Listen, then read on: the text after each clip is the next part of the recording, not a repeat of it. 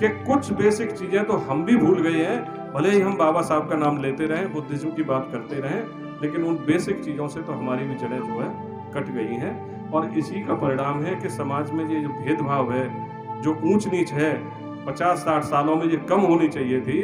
मैं समझ रहा हूँ ये कम होने की बजाय, यानी संविधान का उद्देश्य तो यही था ना कि ये ऊंच नीच की जो खाई है वो समाप्त हो जानी चाहिए थी। लेकिन आज आप देख रहे हो, कुछ आंकड़े आते हैं कि 4-5% लोगों के हाथ में जो है देश की जो है 60-70% संपत्ति पहुंच गई है। तो ये ऊंच नीच कम हुई है या ज्यादा हुई है?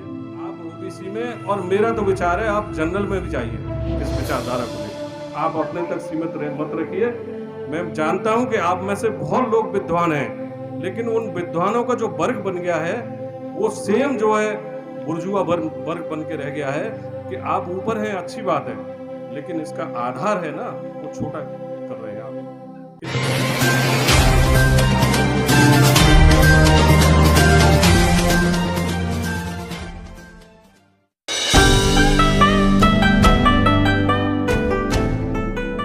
साथियों, मैं ओबीसी समाज से आता हूं और पूर्व में भी मेरा वक्तव्य लगभग उसी तरह का रहता है। आज कुछ पुराने लोग तो हैं ही, कुछ नए लोग भी जुड़े हुए हैं। आप सबसे मोटी में एक दो बातें, चाहे मेरी अपील मान लीजिए या मेरा निवेदन मान लीजिए या मेरी पीड़ा समझ लीजिए, उसको तीनों में से कुछ भी समझ लीजिए, कि अगर बाबा साहब की जो विचारधारा है, या जिसे हम सही मायनों में अम्बेडकरवाद कहते हैं, अगर उस विचारधारा को अगर आपने ठीक से समझ लिया और उस विचारधारा को लेके अगर आप किसी भी समाज में, मैं नहीं कहता ओबीसी पीछे है या आपसे एसटी पीछे है, और आप अगर उस विचारधारा को लेके सामान्य में भी चले जाएं, जो हमने ये लकीरें खींच रखी हैं थोड़ी सी, इस विचारधारा को लेके अगर सामान्य वर्ग में भी आप चले जाएंगे, तो मैं दावे के साथ कह सकता हूं, अगर ठीक से आप उस विचारधारा को समझा पाए तो वो आपका अनुयायी हो जाएगा, अंबेडकर जी का, अंबेडकरवाद का अनुयायी हो जाएगा। ऐसा मेरा दृढ़ विश्वास है, पक्का विश्वास है।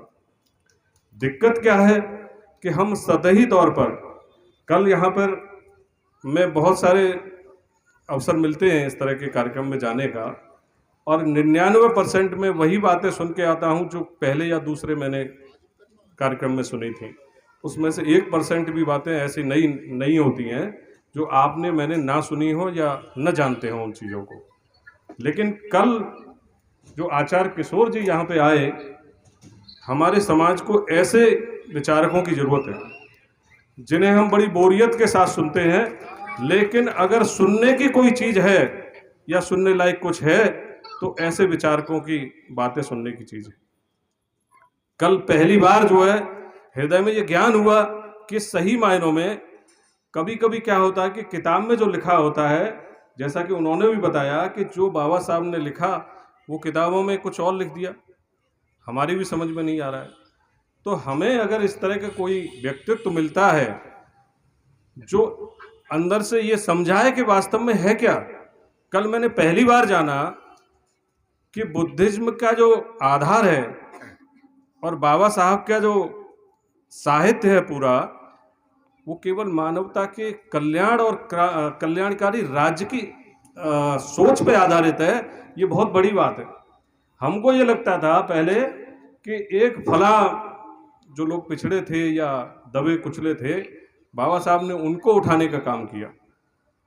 लेकिन पहली बार मुझे ये एहसास हुआ कि वो काम तो इसलिए हुआ कि वो जो बात कर रहे हैं वो पूरी मानवता की कर रहे हैं, और मानवता की जब बात कोई करेगा तो फिर उनका और जो भी पिछड़े लोग रह गए हैं उनका कल्याण होना तो सुनिश्चित है, इसमें कोई शक करना ही नहीं चाहिए। साथियों, समय की जो बाध्यता है मैं उसका भी जरूर पालन करने की पूरी कोशिश कर रहा हूँ। 2-3 लाइनें ही कह के मैं अपना वक्तव्य जो है समाप्त करूँगा।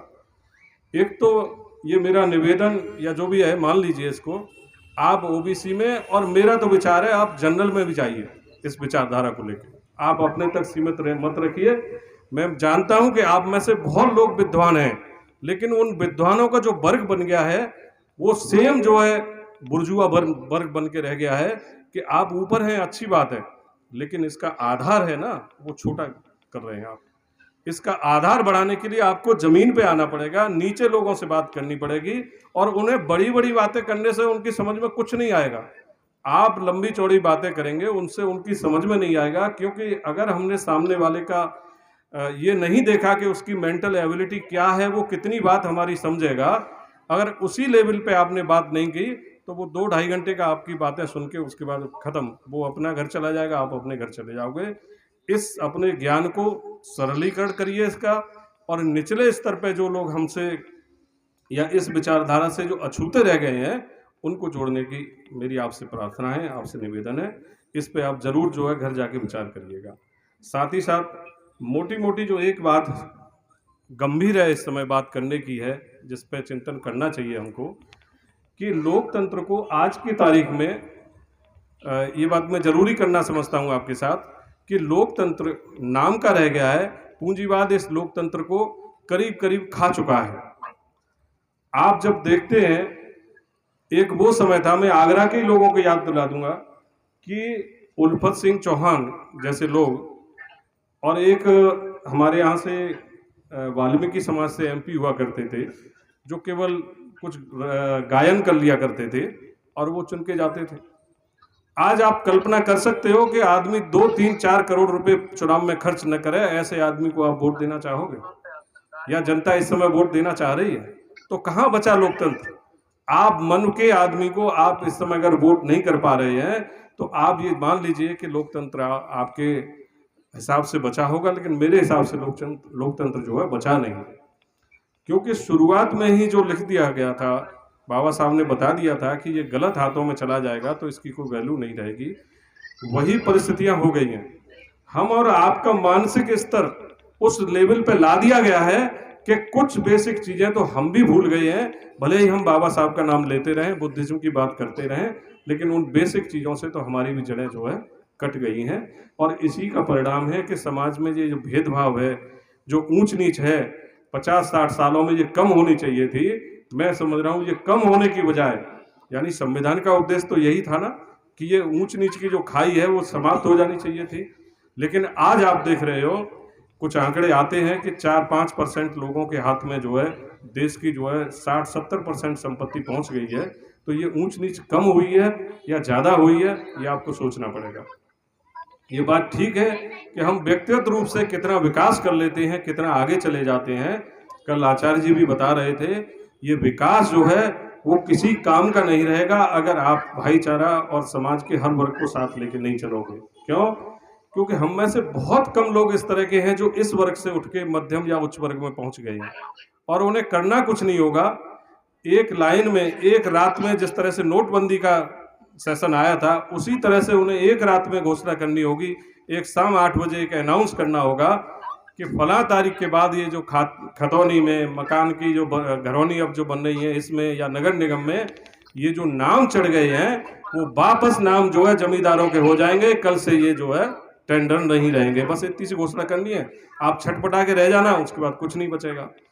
तो वो माहौल जो है या वो परिस्थितियां न बनने दीजिए जो भविष्य में हम अपना लोकतंत्र भी ना बचा पाएं, और भविष्य में अपना जो हमने जिसे हम सोचते हैं कि हमने ये गेन कर लिया है या हमने ये ले लिया है, उसको भी ना बचा पाएं। साथियों, समय कम ही मिला है, माफ़ी चाहूँगा। मुझसे कुछ भूल हुई है उसके लिए भी माफ़ी चाहूँगा। आप सबका सादर जय भीम, जय संविधान, जय भारत।